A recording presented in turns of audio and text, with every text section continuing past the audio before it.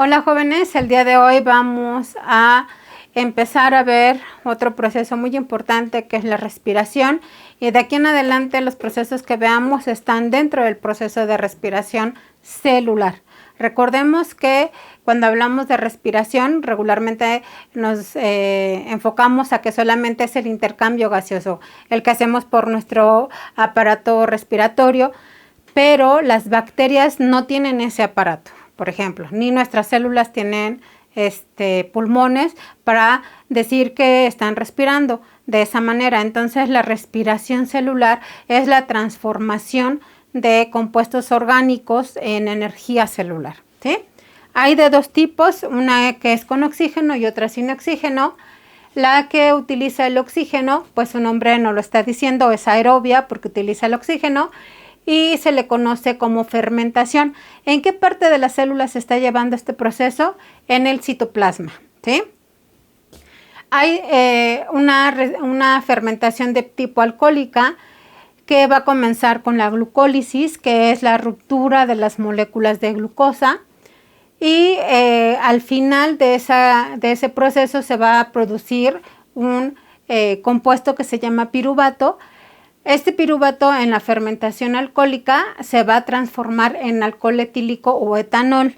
Entonces, por eso cuando están haciendo el proceso para poder producir algún tipo de alcohol por medio de la uva, pues se le tiene que poner glucosa, se le tiene que poner azúcar para que pueda llevarse también este proceso.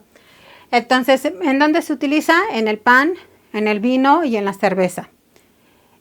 También se utiliza para descomponer los carbohidratos en nuestras células. Y también hay otra que sería la fermentación láctica, en donde los electrones del hidrógeno se van a migrar o el hidrógeno los va a donar al NAD. Una vez que están en ese NAD, que recordemos que es una molécula de energía, pasa esos electrones al piruvato para que se pueda formar el piruvato, y una vez que tengamos el piruvato, por medio de esos electrones pues se va a transformar en lactato. Este compuesto, que es el lactato, se va a utilizar o va a ser utilizado principalmente por bacterias de uso industrial. ¿Para qué? Para producir mantequillas, quesos, yogur, todos los derivados lácteos. Entonces, por eso es importante para estas bacterias el utilizar el lactato. ¿En qué momento lo utilizamos los mamíferos? Por ejemplo, en la actividad física prolongada vamos a utilizar también este tipo de respiración anaerobia.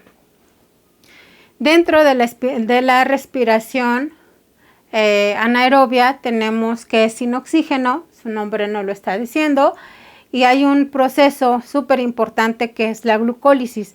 Aquí intenté ponerles todo el proceso y espero que se pueda entender.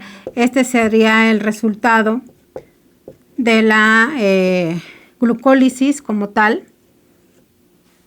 Entonces, ya lo mencioné anteriormente, la glucólisis es un proceso que utilizamos para romper las moléculas de glucosa.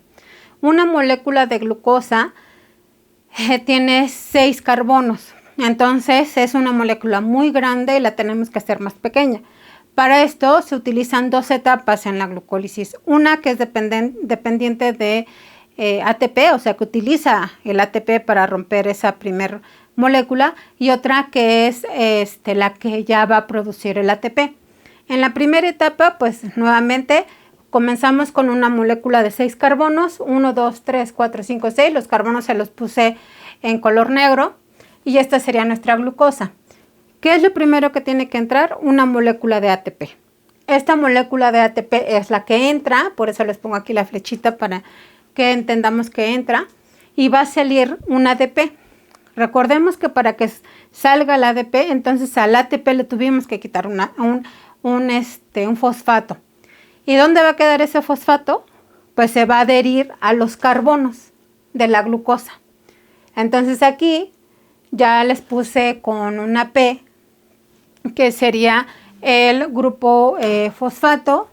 Se los voy a remarcar aquí con morado para que los no los perdamos de vista.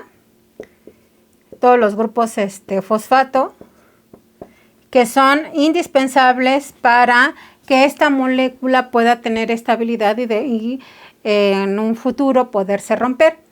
Cuando se une este primer grupo fosfato se va a formar un compuesto que se llama glucosa 6-fosfato.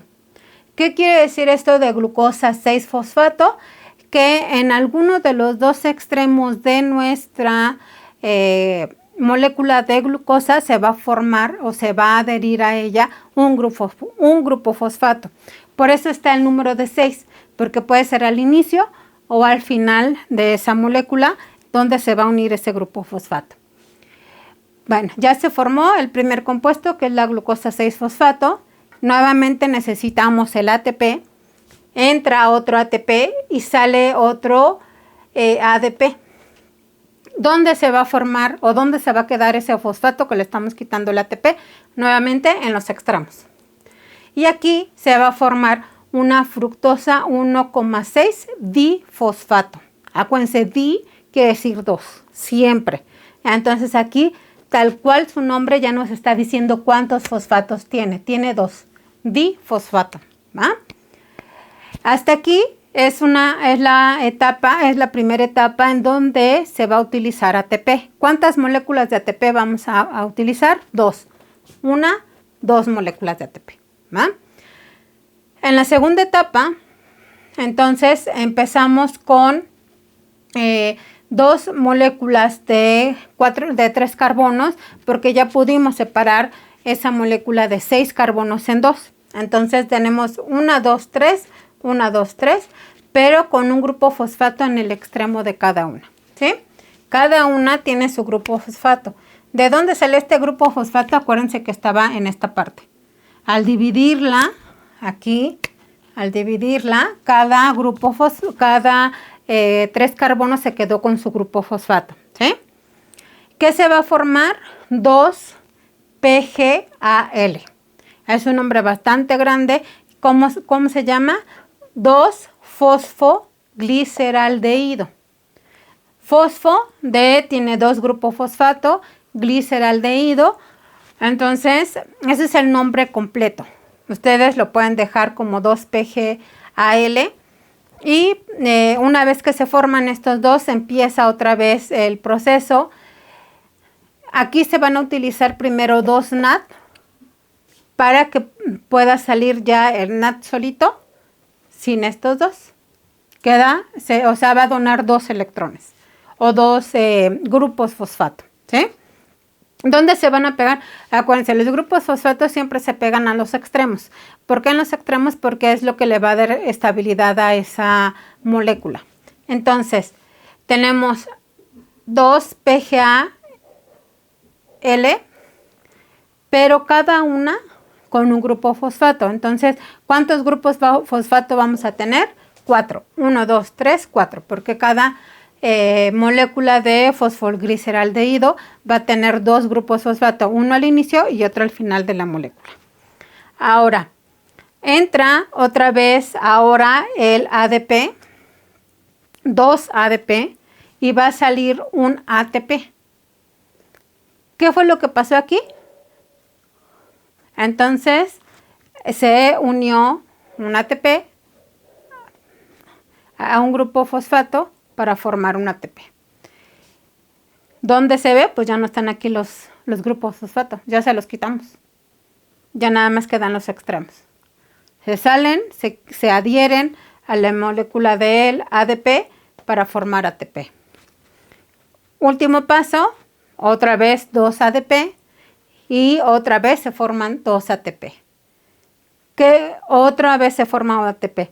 Y pues si estamos hablando que se están formando ATP, aquí por cada grupo fosfato se forma un ATP, aquí se formaron 2 y aquí otra vez se formaron 2.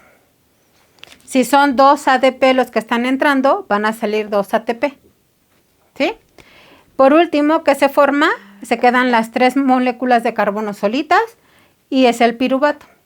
¿Qué es un piruvato? Es un compuesto que está formado por 3 moléculas de carbono o 3 átomos de carbono. ¿Cuál es el resultado total de esta etapa que es la glucólisis? 2 grupos, 2 piruvato que están aquí, 2 ATP que son, pueden ser, que son estos 2 ATP. Estos se quedan, ¿por qué? Porque son los que van a iniciar nuevamente el proceso. Y 2 NAD. Estos NAD, recuerden que son los que van a estar llevando y trayendo los electrones o los grupos fosfato. Entonces, todo esto, recuerden, 2 etapas. Una que es dependiente del ATP y la otra que es la que nos origina ya el ATP. Y de aquí sigue otro proceso que sería el ciclo de Krebs y después la cadena transportadora de electrones. ¿Sí? Bien, jóvenes, hasta aquí terminamos el tema. Muchas gracias por su atención.